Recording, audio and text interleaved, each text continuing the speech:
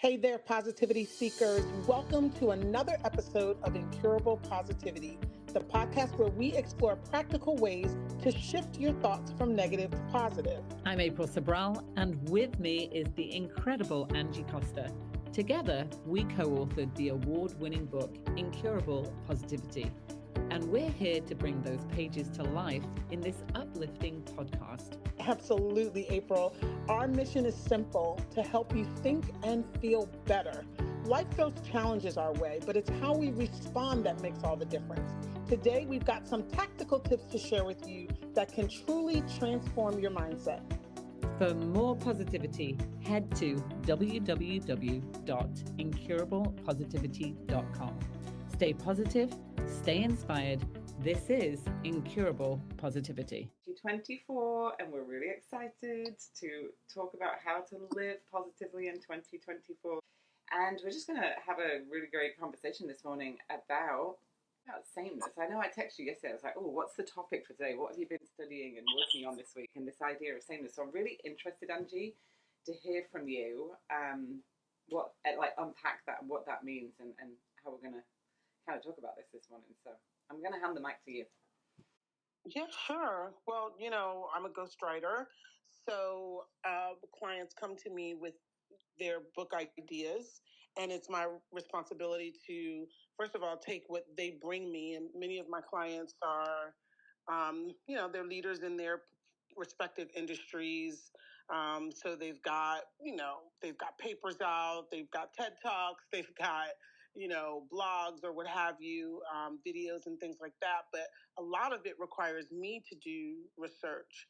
And I love research. It's one of the great things that I get to do. And one of my clients brought me a book idea about sameness and how we, in general, do try to keep our lives very much the same. And in fact, people who don't do that, we call them thrill seekers, we call them adventurers, we call them explorers, and trailblazers. And the only reason they stand out to us is because so many of us keep our lives relatively the same. And in my research about that and what my client has discovered is that that's a biological response that, in order to survive, way back when, caveman times, we needed things to be very much the same because there were so many threats, right? Something out there was trying to eat you, right. trying to kill you. And so when things were the same, it gave them, an advantage, an evolutionary advantage. And unfortunately, that brain that we developed way back then remains with us today. We like for things to be, generally speaking, the same. And if you think about, even internally, your physical body, you have a process called homeostasis taking place inside of you, where all of your physical responses generally stay the same. You have about the same temperature, about the same heart rate, about the same blood pressure, about the same sodium levels. All of these things in your body want to remain fairly consistent. You take temperature, for example. If your temperature goes up or down ever so slightly, just a couple of degrees, we call that fever, right? That's a problem. The body goes, whoa, this is not okay. And the same thing if your temperature drops. And all of your physical responses work that way. The problem with sameness, though, is that your brain also tends to regard sameness. It tends to favor sameness. And when you want to make a shift in your life, your brain may work against you. Your thoughts, your patterns, your habits may work against that ability or that desire to make a shift. And so I really wanted to sort of unpack that today because the practices that we're talking about when we talk about positivity are so important. We talk a lot about meditation. We talk about being aware of your thoughts. We talk about being aware of your conversations, how you enroll people or how you are enrolled by other people. We talk about all of these things because those are the things that work against our ability and desire to shift out of the traditional sameness of negativity. And I remember, April, you mentioned that the other day on the book club about how we are generally programmed for negativity, right? Yeah. It's so interesting because what you're saying about sameness and our body and homeostasis, I don't know if I'm saying that word right. I've got a lisp, so some words come out right, some words don't. But that whole, framework of our bodies and what you just shared. So, however, and I was thinking when you said this to me last night and sent the text, I was like, is it a positive thing or is it a negative thing? Because I'm always like, okay, how do I find the positive in this? Like, is it positive? What's the positive spin on it? How do we turn it into something positive for us? And so I'm really interesting to see, for this conversation and go into it more because, yeah, is it a positive thing? Is it a negative thing? I mean, what you just shared, it can stop us from shifting, right? Because I would say there's some really positive things about that, about our bodies and our temperature and all of that kind of stuff. But then we don't want our bank accounts to stay the same. So we're in a world of driving and shifting things to evolve and grow. And that's kind of going against the normal feeling of sameness. But if you think about it, there is an element of sameness to our bank accounts. As much as we say we don't want our bank accounts to stay the same, how many times do you find yourself right back in a financial situation that you've been in so many times before? It's almost like you set a baseline for yourself subconsciously, and you keep returning to that same spot. Right. And you chide yourself and you say, oh my gosh, I said I was going to do better, and here I am. It's the end of the month and I've done it again. I didn't budget. I didn't save. I don't have anything more than I had the month before. So we do sort of push ourselves back to what we know. I think you mentioned this to me the other day about ceilings and floors. Yeah. That we always seem to come back to our floor, right? Yeah, we do. And because that's the sameness. That's where we're comfortable and feel protected. We do. And that's because, Angie, we have this repeated thought pattern, right? So you bringing this up last night made me think about what I've been working on recently. And it literally is like there is a sameness in processes to the way that we shift our thinking, like doing programming, writing affirmations, finding that subconscious limiting belief. There's a question that you can ask yourself, which is a process, which is the same process, because there is processes that are helpful to us, frameworks that are helpful to us.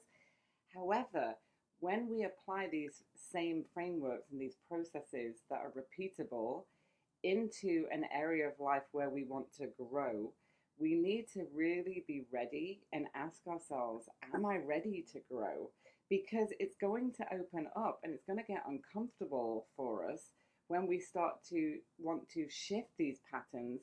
Because as you just said it at the beginning, with the homeostasis and your body wanting to maintain like this certain temperature, this certain routine, things in our life being to protect us, it's like you will start to feel uncomfortable when you start to open up these questions. And I was really thinking about thought patterns last night, thought patterns that I am bringing into my awareness now because they're patterns that happen to me over and over and over again in certain styles and types of relationships.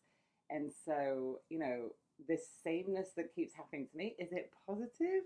I don't know if it's positive, but it is pushing me to, well, this is the positive spin on it I gave myself last night. It was like, I'm ready to grow and I'm ready to shift this pattern. So that's a very positive thing because I've caught it, I've seen it, I've perceived it.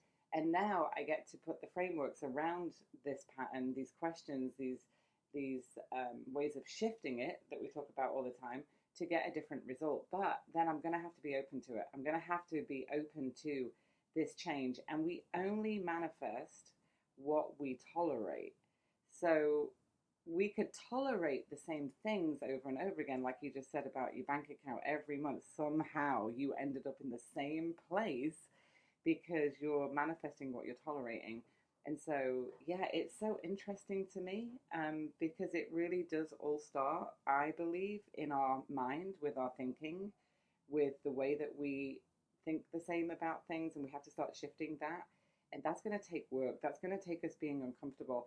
And yesterday, I had to sit there, and I had a bit of a day yesterday. Was I was just purging, and I was sitting there, and I was journaling, and some tears came up, and all of this stuff. And I could have been like so depressed and like, this is terrible. My life is so sad. I'm alone again. I'm in a new city. But then I was like, okay, I've been here before. I've had this pattern before.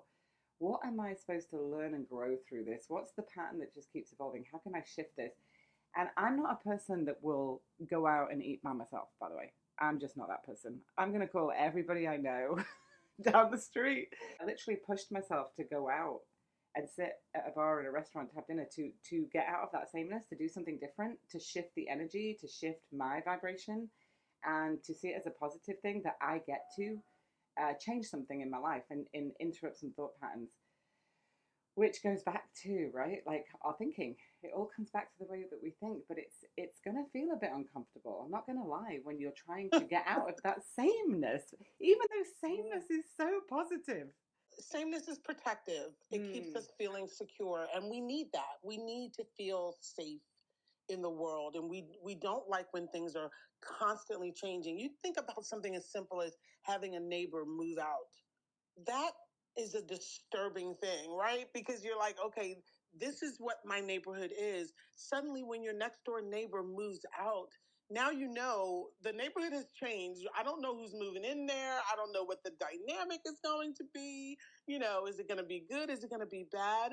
And so when we have uncertainty around certain things, we do tend to try to keep them relatively the same as much as we have the power to do so.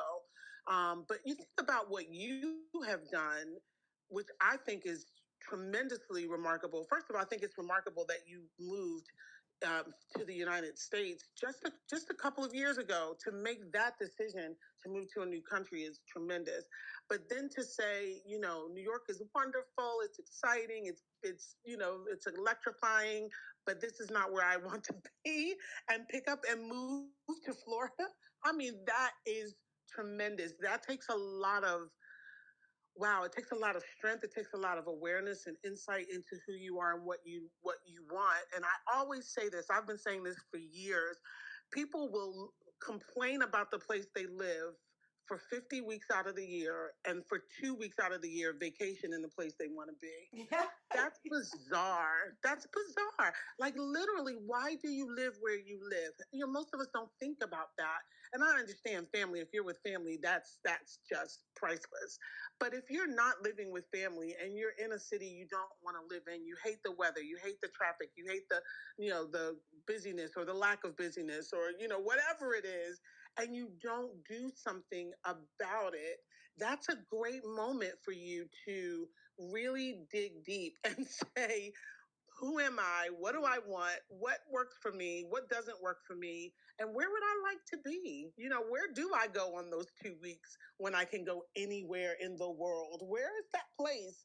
And ask yourself if that's really the place you belong. And most people aren't willing to make that big decision, but it starts with making small decisions to evaluate your sameness. Is this sameness good for me? Is it protective? Is it, does it bring me security? Does it bring me peace? Does it bring me joy and excitement? Or is this sameness something I'm doing to hide from the thing I really want to do? I've been taking this manifesting course on Mindvalley. I love Mindvalley. They've got some really great courses on there, and I've been doing this course, and it really literally is like teaching you a lot of different techniques, but one of them, and you brought it up earlier, so I want to bring this back up, because if you're listening to the replay, you'll be like, can you go back to that floor and ceiling thing that you brought up, because I want to address that. But we create ceilings in our life. We create ceilings in our life because, again, we've only ever experienced something, and we want to shift it, and we want to have something different in our lives, like a different outcome, a different experience, like me moving to Florida. And however, we create these ceilings, and so we need to make that ceiling the floor, because it's really, I don't know if you've ever tried to break through a ceiling, Angie, but if you've ever tried to physically break through a ceiling, it's going to be really, really difficult. And so but once you break through the ceiling, now your ceiling becomes the floor that you're standing on, and now you have a new ceiling.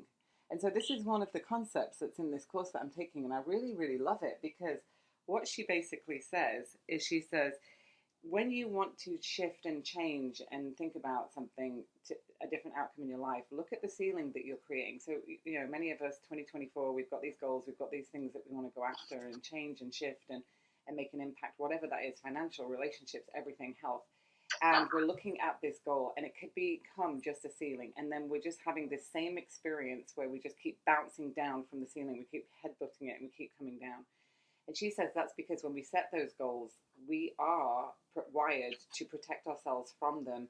And because we've never experienced breaking through it before, we will literally just get stuck.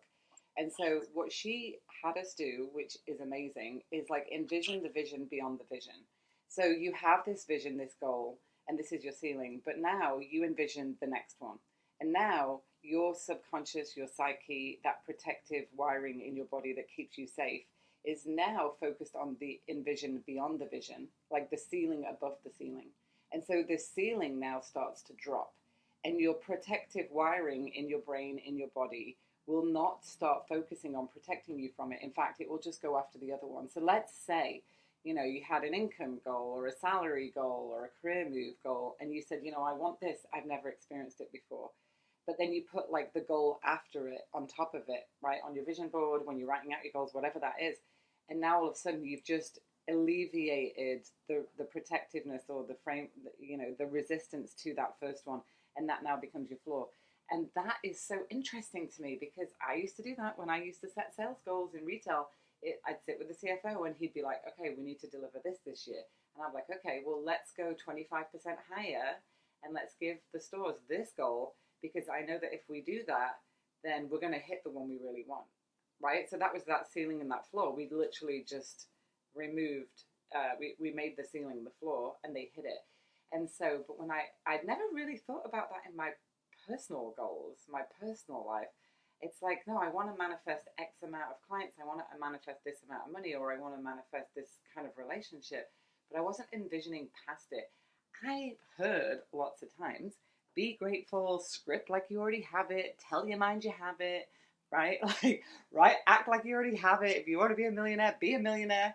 But then I was like, yeah, but I've always had this, I don't know, this kind of break through the ceiling can't happen, or this resistance. And now I get it. I was like, oh, this is so good, because this really shakes up the sameness. I'm dealing with that ceiling and floor issue right now because I'm house hunting. And, I have lived in a 3-bedroom, 2-bath house. I live in a 3-bedroom, 2-bath house right now. The house I had in Fort Worth, or the apartment I had in Fort Worth, was a 3-bedroom, 2-bath. My house in Pennsylvania was a 3-bedroom, 2-bath house. And it's like, that's not going to work for this move that I'm making.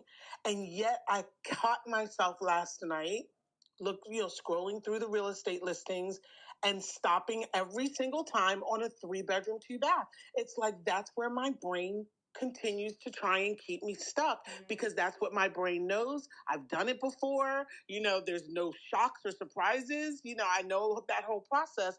But what I want right now is an apartment complex. That's what I have been wanting for the longest time. And I've never been able to execute on that, because I keep on staying in that homeostasis of a 3-bedroom, 2-bath house. So now, what April and I talked about last week, I love that I get to be your business partner and your student. That is such a gift to me, because you mentioned to me a few days ago to go beyond. Like, if you had the 3-bedroom, or if you had the apartment, the small apartment complex, what would you want next? Well, I would want a multi-unit, right? I would move from like a 4-unit to a 8-unit or a 12-unit or a 20-unit. And you taught me this technique of do your meditation and your reflection from the small apartment complex, right? So consider that done, and now start doing your manifestation beyond to the very next step, and that breaks through the ceiling. And that is a constant awareness.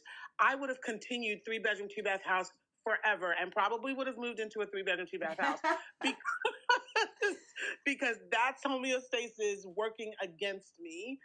Those are my thoughts not allowing me to expand and really make room for the bigger thing that I say I want. So that ceiling and floor thing is golden. It is absolutely golden. Yeah, we really have to master our minds, if we want to live this life of positivity and this life of what we truly dream of. And it really is a mind game every day. It literally is a mind game because you really do manifest what you tolerate. And what we tolerate is what we've already experienced.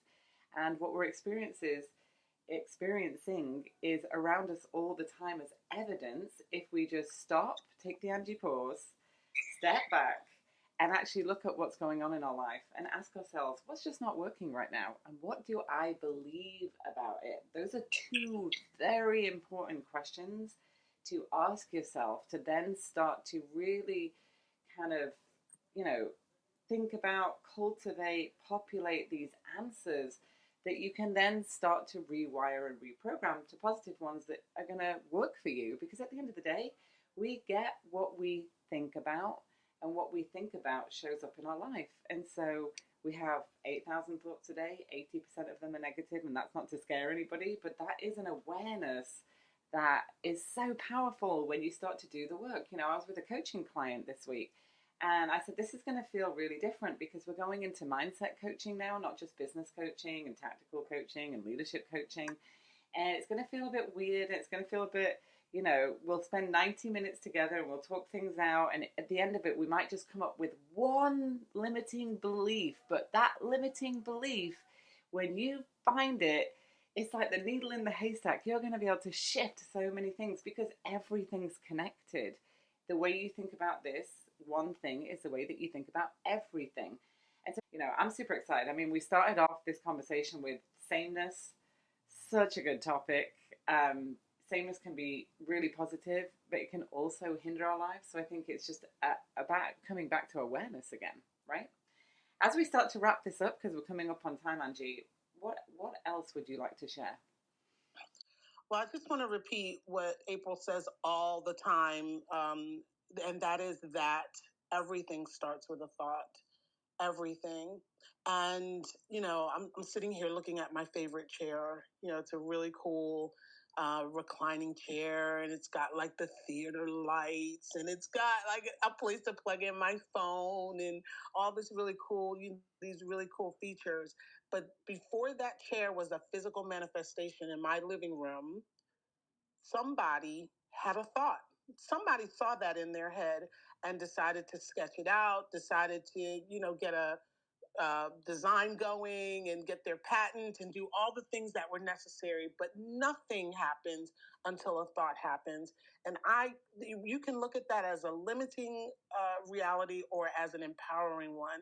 And I would just encourage you to consider that an empowering idea, that your next move is going to start with you teaching and programming your mind to see that as your reality, to see that as the normal. Here's the sameness. Here's how the sameness can work for you, that you are already in that place. That's already your norm, that new thing that you're reaching for. And so I just really want to encourage you to be aware of your thoughts. Even if you do nothing about your thoughts, if you are simply aware of your thoughts, you gain more mastery over your life, and you move away from this autopilot we all tend to live on to a place where you are creating, where you're innovating, where you're imagining, where you're allowing wonder and passion and desire, all of those things to come to the fore. If you can move away from this, this sameness that we've been talking about in those places that are not positive for you. Yeah.